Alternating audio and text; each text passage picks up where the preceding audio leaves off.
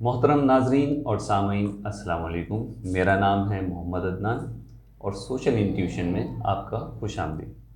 میرے ساتھ موجود ہیں جناب انس علیمی صدیقی صاحب، جو کہ ایڈوکیٹ ہائی کورٹ ہیں اور ساتھ میں عالم اور فاضل بھی ہیں۔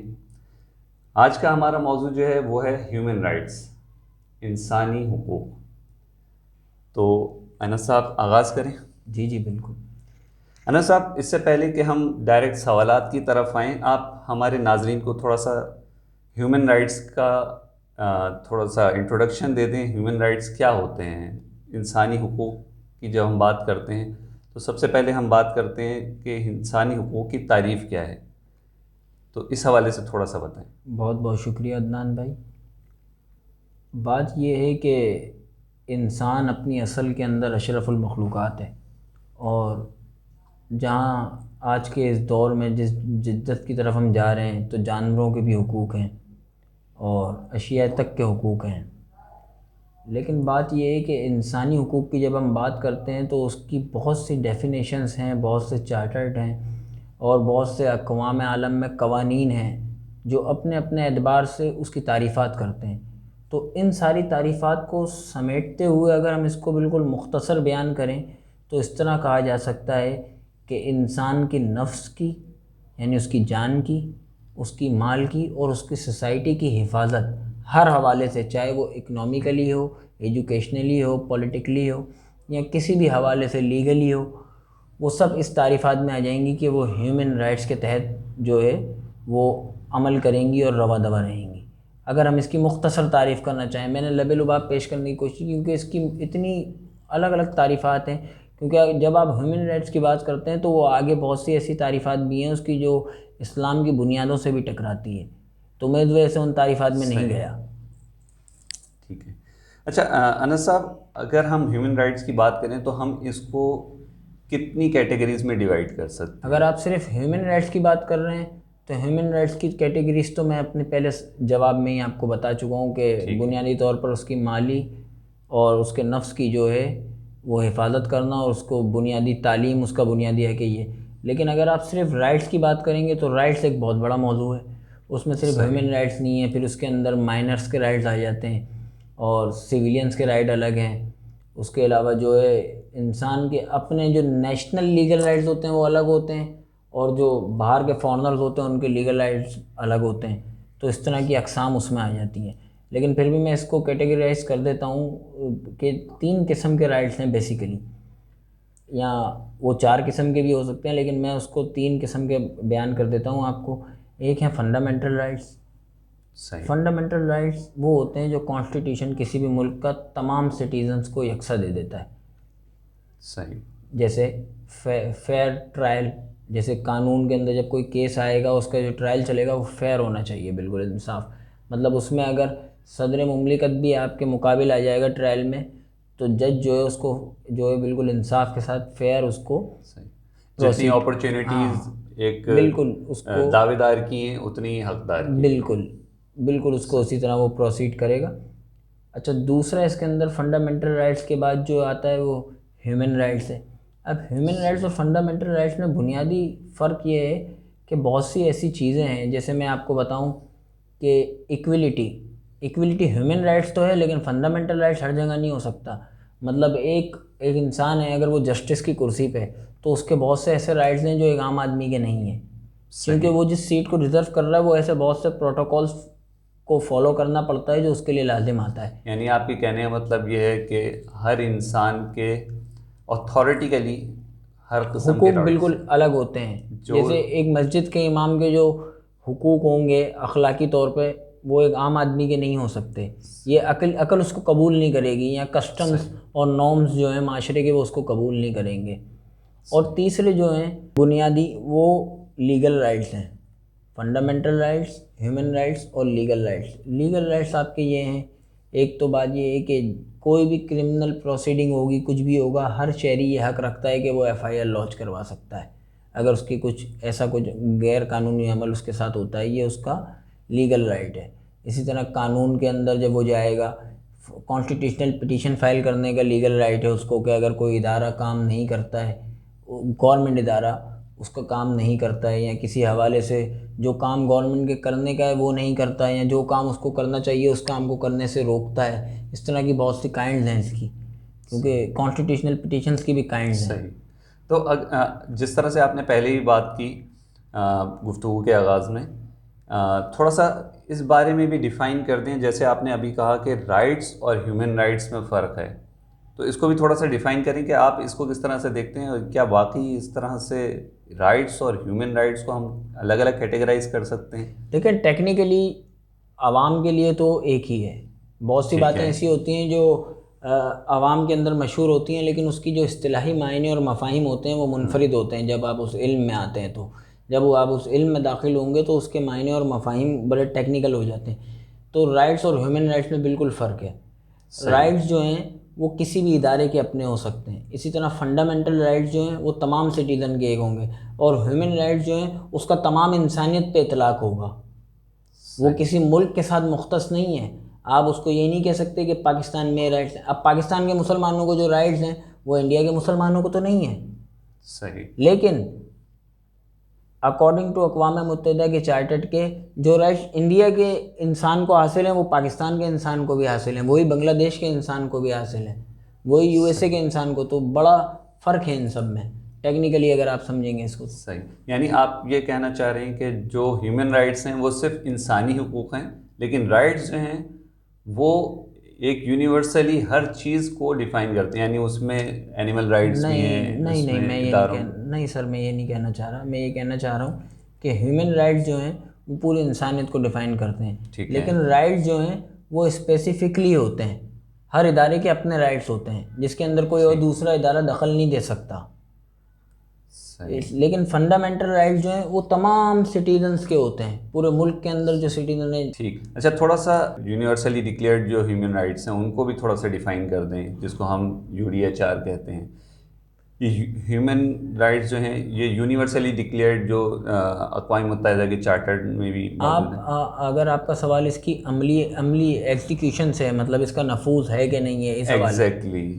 تو وہ تو ایک بس ایک خوش کرنے کے لیے اپنے آپ کو ایک چیز بنائی ہوئی ہے. عملی طور پہ اس کا اطلاق صرف ان کے لیے ہوتا ہے جو ان کے پسندیدہ لوگ ہیں.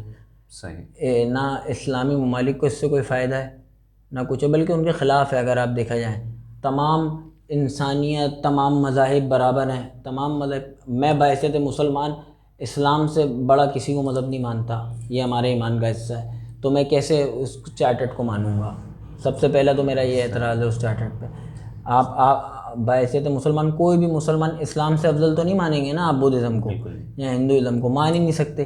اچھا، یہ صرف ہمارا مسئلہ نہیں ہے، یہ تمام دیگر مذاہب کے لوگوں کا بھی مسئلہ ہے کہ وہ بھی اپنے مذہب سے اوپر کسی کو نہیں مانتے. بالکل صحیح.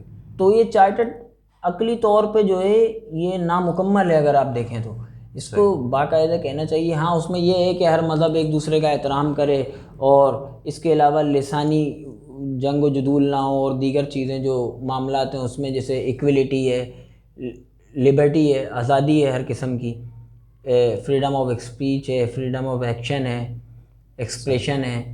یہ سب چیزیں ہیں اسلام میں بھی ہیں. لیکن مسئلہ یہ ہے کہ ان کی آزادی کا تصور اور ہماری آزادی کے تصور میں بڑا فرق ہے. اچھا علامہ صاحب، اسلام کے حوالے سے تھوڑا سا بات کرتے ہیں کہ اسلام ایک شہری کو، ایک مسلمان کو یا ایک غیر مسلم کو کیا حقوق دیتا ہے؟ تھوڑا سا اس حوالے سے بھی ہمارے ناظرین کو بتائیے. دین اسلام اس قدر وسعت کا حامل ہے کہ اس نے اس وقت انسانیت کو حقوق دیے جب یورپ بچہ تھا، میرے خیال ہے پیدا بھی نہیں ہوا تھا. بے شک. تو سب سے پہلے خطبہ حجۃ الوداع میں جو حضور پنو صلی اللہ تعالی علیہ وسلم کا جو ڈکلیریشن ہے، وہ سب سے پہلا ڈکلیریشن ہے کہ انسانیت کے حقوق کیا ہیں، غلاموں کے حقوق کیا ہیں، عورتوں کے حقوق کیا ہیں، بے شک. باندیوں کے حقوق کیا ہیں، بچوں کے حقوق کیا ہیں، جانوروں کے حقوق. حتیٰ کہ مطلب تمام، اگر آپ غور سے دیکھیں کہ وہ اتنا مختصر سا خطبہ ہے لیکن اس نے تمام انسانیت کے حقوق کو کورڈ کر لیا ہے بہت بے شک. جوامع الکلم کے ساتھ، مطلب بہت مختصر الفاظ کے ساتھ. اور حضور صلی اللہ علیہ وسلم کا ایک خاصہ بھی تھا. اب اسلام کیا حقوق دیتا ہے، کس طرح حقوق دیتا ہے، یہ ایک بہت طویل بحث ہے. مختصر میں آؤں گا کہ باقاعدہ انسانی حقوق پہ جو کتاب لکھی گئی ہے اسلامی موضوعات میں دیکھا جائے تو وہ سب سے پہلے ملتی ہے امام زین العابدین کی۔ صحیح۔ امام زین العابدین نے رسالۃ الحقوق لکھا جس کے اندر 51 آرٹیکلز ہیں حقوق کے، اور انہوں نے شروع کیا کہ اللہ کا کیا حق ہے، یہاں سے انسانی حقوق کا انہوں نے آغاز کیا کہ اللہ کا کیا حق ہے، اچھا زبان کا کیا حق ہے، آنکھ کا کیا حق ہے، پیروں کا کیا حق ہے، اس طرح کرتے کرتے وہ گئے ہیں بچوں کے، جانوروں کے، انسانوں کے، مطلب اس طرح کر کے 51 آرٹیکلز ہیں اس کی، اور وہ پڑھنے والا رسالہ ہے، اس کے تراجم ہوئے ہیں اور وہ بآسانی مل جائے گا انٹرنیٹ پہ بھی PDF کی شکل میں، رسالۃ الحقوق امام زین العابدین۔ اسی طرح اسلام ایک غیر مسلم کو کیا حق دیتا ہے، کیا حقوق، یعنی اگر ایک ذمی کسی ملک کے اندر رہتا ہے تو اس کے کیا بنیادی حقوق اسلام دیکھیے ڈیفائن کرتا ہے؟ ایک انسان جو کسی اور مذہب کا ہوگا اس کو کیا بنیادی حقوق چاہیے؟ اس کو بنیادی حقوق یہ چاہیے کہ وہ اپنی عبادت گاہ میں آزاد ہے، اپنی عبادت کر سکے، تہوار منا سکے، اس کو پروٹیکشن حاصل ہو، وہ اپنے جو رسومات ہیں ان کو صحیح طرح ادا کر سکے، اور ملک کے اندر ان کو باقاعدہ جو ہے وہ جاب کے مواقع فراہم ہو، روزگار ہو، ان کی ایجوکیشن میں کوئی قدغن نہ ہو، جو ان کا تعلیمی نظام ہے وہ صحیح چلے، ان پہ ایسا نہ ہو کہ ان پہ اسلامیت واجب ہو جائے پڑھنا، اگر وہ نہیں پڑھنا چاہتے تو وہ ایتھکس لے سکتے ہیں، ایسا ہی لو ہے نا ہمارے پاس، تو یہی حقوق ہیں اسلام کے بھی، بالکل ان کو آزادی حاصل ہے، لیکن ان کو پریچنگ کی اجازت نہیں ہے اسلامی ریاست میں پریچنگ نہیں کر سکتے وہ، صحیح، یہ بات میں کلیئر کر دوں، یہ اکثر ذمیوں کے پرچار نہیں کر سکتے اپنے مذہب کا، ذمیوں کے حقوق میں یہ بات کلیئر نہیں کرتے لوگ، اصل میں اسلام کے اوپر جب بھی لوگ گفتگو کرتے ہیں تو بہت زیادہ ڈیفینسو ہو کے کرتے ہیں کہ نہیں ہم تو بہت اچھے ہیں یہ، لیکن بھائی جو ہماری بنیادی تعلیمات ہیں وہ تو ہیں، ہم پریچنگ کی اجازت نہیں دیتے اسلامی ریاست میں۔ تھوڑا سا اس بارے میں بتائیں کہ کیا اسلام سے پہلے کسی اور مذہب میں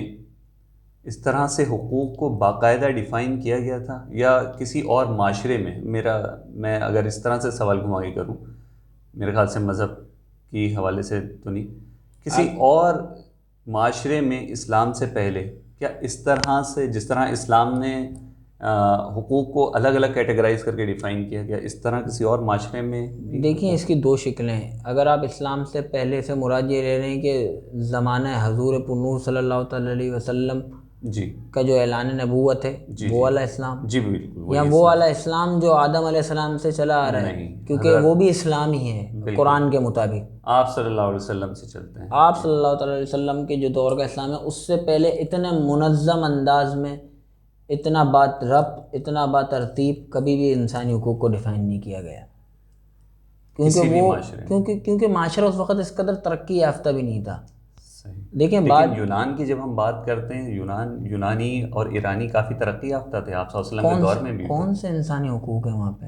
ایگزیکٹلی میں اسی طرف آنا چاہ رہا ہوں کہ وہ تو ترقی یافتہ تھے، یونان بلکہ اربوں سے زیادہ ترقی یافتہ تھے۔ اگر آپ قدیم یونان کی گریک کی بات کر رہے ہیں تو وہ تو انسانوں کو زندہ جانور کے آگے پھینک کے باقاعدہ مقابلہ دیکھ کے خوش ہوتے تھے، یہ کون سے انسانی حقوق ہیں؟ غلاموں کو آپس میں لڑواتے تھے، اور جب ان کا خون نکلتا تھا تو بڑے بڑے جو بادشاہ ہوتے تھے اور عوام ہوتی تھی وہ دیکھتی تھی، آج بھی ان کی یادگار اٹلی میں موجود ہیں، جو موجودہ روم ہے، روم ہے، اٹلی ہے، اسی طرح آپ نے ایک اور نام لیا ایران کے اندر کون سے انسانی حقوق؟ ایران کا جو زرتش مذہب ہے، جو سب سے قدیم مذہب ہے، زوراٹرزم جس کو کہتے ہیں، اگر آپ اس کو دیکھیں تو اس میں مرنے کے بعد کیا ہے، انسان کی حرمت کیا ہے، اس کو جا کے ایک پہاڑی پہ رکھ دیا جاتا ہے اور اس کو گت کھا لیں، کیوں؟ یہ کسی کے کام آ جائے، مطلب انسانی حرمت یہ ہے۔ انسان کو شرف اور عزت دینے کا سب سے جو پہلا صحرا جاتا ہے، یا سب سے پہلی جو، وہ اسلام کے سر ہے، اور مسلمان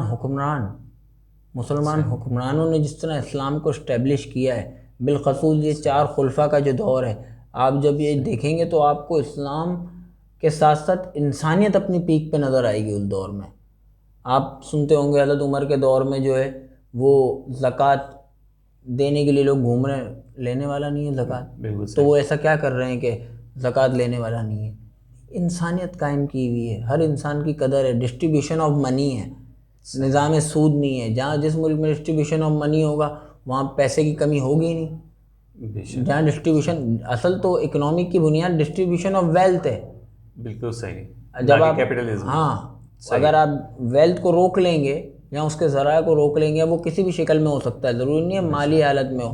لوگ پراپرٹیاں، اب لوگوں کے پاس ذاتی کرنی ہے، ایک آدمی کے 10 بنگلے ہیں بالکل صحیح. اور وہ 10 کے 10 خالی پڑے ہوئے، وہ خود لندن میں رہنا ہے. تو اب آپ مجھے بتائیں تو کیا ہوگا؟ ٹھیک. اچھا ایڈوکیٹ صاحب، تھوڑا سا اب سوال کو آگے بڑھاتے ہیں. کانسٹیٹیوشن آف پاکستان کی بات کرتے ہیں. Constitution of Pakistan civil rights کو کس طرح ڈیفائن کرتا ہے؟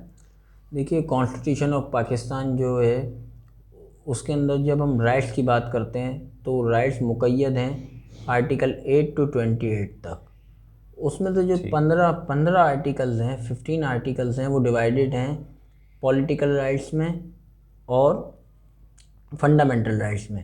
اور باقی کے جو 10 آرٹیکلز بچتے ہیں 15 کو نکال کے، وہ سوشل اور اکنامیکل رائٹس کو ڈسکس کرتے ہیں. صحیح. یہ اس کی ترتیب ہے. اب اگر آپ اس میں دیکھیں گے، سب سے پہلے میں اس میں بات کرتا ہوں کہ فنڈامنٹل رائٹس کیا ہیں.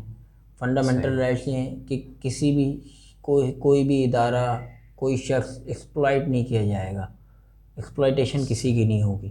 صحیح. پھر اس کو حقوق حاصل ہوں گے مساوات کے. ایجوکیشن، جیسے آرٹیکل 35 ہے، آرٹیکل 35 جو ہے واضح کہتا ہے کہ انسان کی شادی کی زندگی کو، اس کے بیوی بچوں کو پروٹیکشن دی جائے گی. آرٹیکل 35 میں کلیئر ہے یہ بات. اسی لیے اگر کبھی پاکستان میں کسی کے بچے پہ کوئی بات آتی ہے یا ایسا کچھ ہوتا ہے کہ کسی کے بچے کو کوئی ڈیٹین کر لیتا ہے تو کورٹ میں ہیبیس کارپس فائل ہوتی ہے. بعض بار ایون باپ بھی اگر ماں سے بچہ چھین کے رکھ لیتا ہے تو ہیبیس کارپس فائل کرتے ہیں کہ بچے کا رائٹ حق سے بھیجا، جس کو ہم کہتے ہیں. تو اس طرح کے معاملات ہیں. اس طرح کے اب آپ اس پہ آ جائیں فنڈامنٹل رائٹس کے بعد سوشل اور اکنامیکل رائٹس. سوشل رائٹس میں آپ کا freedom of speech and freedom of action آ جاتا ہے. صحیح.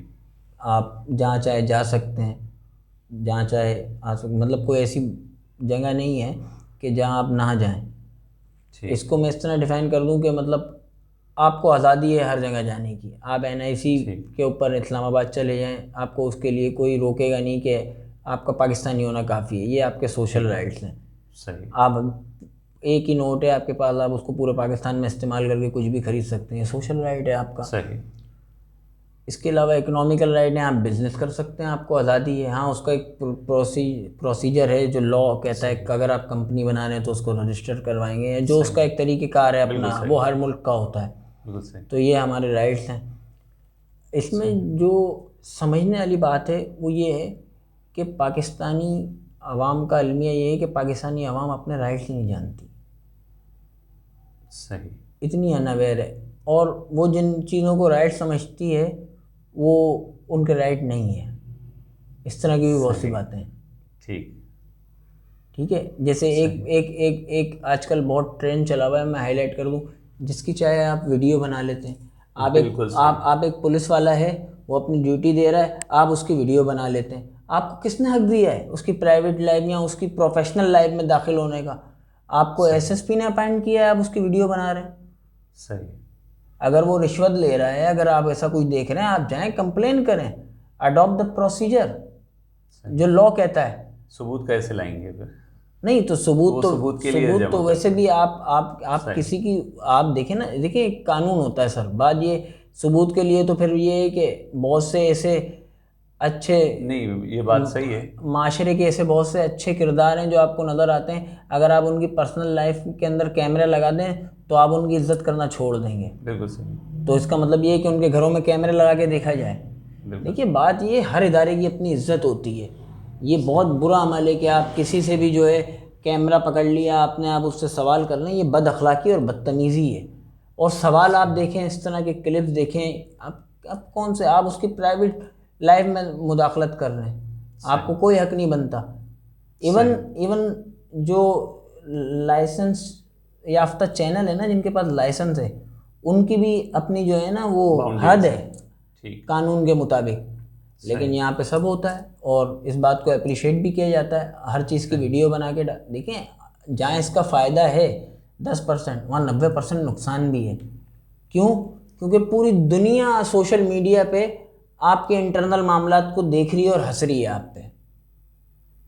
صحیح، بالکل ایسا ہی ہے نا سر. پوری دنیا میں آپ کی جو لا اینڈ آرڈر سچویشن ہے اس پہ کہہ کے لگائے جا رہے ہیں بالکل کہ یہ ہو رہا ہے. پہلے تو بات گھر تک تھی. صحیح. اب یہ جو کیمرے والا سلسلہ شروع ہوا اس نے آپ کی کرپشن کو, آپ کی ہر چیز کو, آپ کی برائیوں کو انٹرنیشنل بنا دیا ہے اور بہت آسانی سے بنا دیا ہے. بالکل صحیح. تو پھر کہاں سے عزت ہوگی؟ جب آپ اپنی عزت خود اچھالیں گے تو کہاں سے عزت ہوگی؟ پھر کہتے ہیں کہ ہم جب باہر جاتے ہیں تو ہماری کوئی عزت نہیں کرتا. صحیح. اسی موضوع کو تھوڑا سا آگے بڑھاتے ہیں. جی جی. پولیٹیکل رائٹس کی آپ نے بات کی تھی. ایک شہری کے کیا سیاسی حقوق ہیں, دیکھیں اس پر بھی تھوڑی سی بات. جی جی. ایک دیکھیں بنیادی جو انسان ہے, پاکستانی شہری ہے, اس کے رائٹس یہ ہیں کہ وہ ووٹ دینے کا حق رکھتا ہے سب سے پہلی بات تو. صحیح. پولیٹیکل رائٹس میں. دوسری بات اس کو احتجاج کا حق حاصل ہے. تیسری بات احتجاج کا انفرادی اور لیکن لا اینڈ آرڈر کو مینٹین کرتے ہوئے.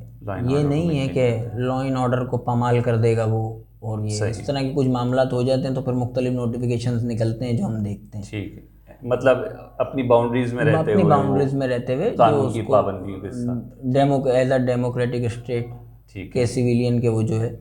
اچھا, تیسرا اس کو جو ہے اپنی جماعت بنانے کا بھی حق حاصل ہے. ہر فرد پاکستان کا اپنی جماعت بنا سکتا ہے جو چاہے. اس کے اپنے شرائط ہیں, الیکشن کمیشن ہے, آپ اپنی جماعت بنا سکتے ہیں. تو اس طرح کے رائٹ ہیں بنیادی جو پولیٹیکلی انسان کو حاصل ہیں, ہر پاکستانی کو حاصل ہیں. اب وہ اس کو کتنا استعمال کرتا ہے کتنا نہیں کرتا ہے یہ اس کی اپنی ذات کے اوپر ہے. صحیح. اچھا, جس طرح سے ہم نے شروع میں پروگرام کے شروع میں ہم نے جب بات کرنا شروع کی تھی تو ہم نے ایک جنرلی رائٹس کے اوپر بات کی تھی. تو اس حوالے سے بھی تھوڑا سا بتائیں کہ جو یونیورسلی ڈکلیئرڈ جو ہیومن رائٹس ہیں ان میں, اور اسلام جو انسانی حقوق کی بات کرتا ہے, اسلام جو انسان کو حقوق دیتا ہے, ان میں کیا فرق ہے؟ دونوں میں مماثلتیں زیادہ ہیں یا کلیشز زیادہ ہیں؟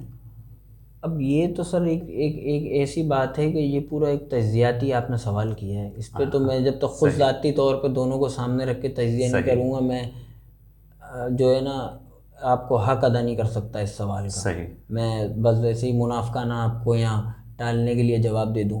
تو یہ ایک تجزیاتی جواب ہے کہ کتنا اس کا بیلنس کیا جائے کہ کتنے پرسنٹ, کتنے پرسنٹ, ہاں کتنے کو آپ وہ حذف کر دیں. تو لیکن کیا ہم اس پہ بات کرتے ہیں دونوں میں کلیشز؟ ہاں دونوں میں کلیشز بالکل ہیں. ہم اس پہ بات کر سکتے ہیں کہ کلیشز ہیں. اس پہ کلیش پہلا بنیادی تو یہ ہے کہ وہ جس ایکویلٹی کی بات کرتے ہیں اسلام ایکویلٹی کی بات نہیں کرتا. اسلام میں عدل ایکویلٹی نہیں ہے.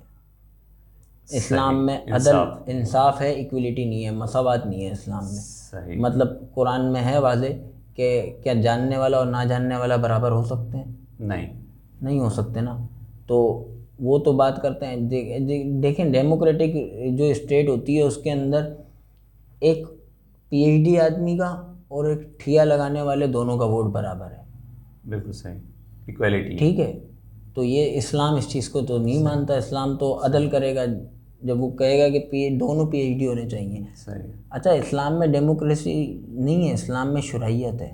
یہ میں کلیئر کر دوں. بالکل صحیح. اسلام میں شرعیت ہے اور وہ ذہین دماغ بیٹھ کے خلیفہ کا چناؤ کرتے ہیں جن کو معاشرے نے قبول کیا ہوتا ہے. وہ اس کو الگ طریقے سے دور حاضر میں ڈیفائن کیا جاتا ہے کہ یہی ایک اسمبلی کی شکل ہے جو عوام ووٹ دیتی ہے, اپنے پاس سے ذہین لوگوں کو چنتی ہے, پھر وہ ذہین لوگ قانون سازی کرتے ہیں. وہ ذہین لوگ کس سطح کے ہوتے ہیں وہ آپ بھی جانتے ہیں, میں بھی جانتا ہوں. علامہ اقبال کا شعر بھی ہے, جمہوریت وہ طرز حکومت ہے کہ جس میں لوگوں کو گنا کرتے ہیں, تولا نہیں کرتے. بس یہ والی بات ہے. ٹھیک. اور یہ ایک بات میں نے بتائی ہے ایکویلٹی کی. اس کے علاوہ بھی ہم اگر اور تھوڑا دیکھیں اس کو تو لبرٹی جس کو ہم آزادی کہتے ہیں جی, وہ بھی الگ ہے. اسلام کا آزادی کا تصور ہی بالکل الگ ہے. بالکل صحیح. اسلام آزادی خدا کے حقوق کے ماتحت آزادی کو جو ہے وہ پیش کرتا ہے. وہ جو ہے وہ مادر پدر آزادی ہے بالکل. مطلب کوئی پابندی نہیں, کچھ نہیں, ہر قسم کی آزادی اس میں جو ہے انسان کو حاصل ہے. تو دونوں میں بڑا فرق ہے. اور جب یہ بنیادی فرق آئے گا تو عقیدوں میں فرق آ جائے گا, اور جب عقیدے میں فرق آئے گا تو نظریات الگ ہوں گے, اور نظریات جب الگ ہوتے ہیں تو آپ ایک پلیٹ فارم پہ بیٹھ ہی نہیں سکتے. یہ ممکن ہی نہیں ہے کہ آپ کے میرے نظریات الگ ہوں اور میں ایک پلیٹ فارم میں آپ کے ساتھ جو ہے وہ بیٹھ جاؤں. کہیں نہ کہیں تو مماثلت ہونی چاہیے. صحیح. بہت اچھی گفتگو رہی انس صاحب آپ کے ساتھ. بہت شکریہ آپ کے آنے کا. پروگرام کو یہیں پر ختم کرتے ہیں. انشاءاللہ کسی اور نیکسٹ پروگرام میں انشاءاللہ ملاقات کریں. انشاءاللہ. اوکے, اللہ حافظ.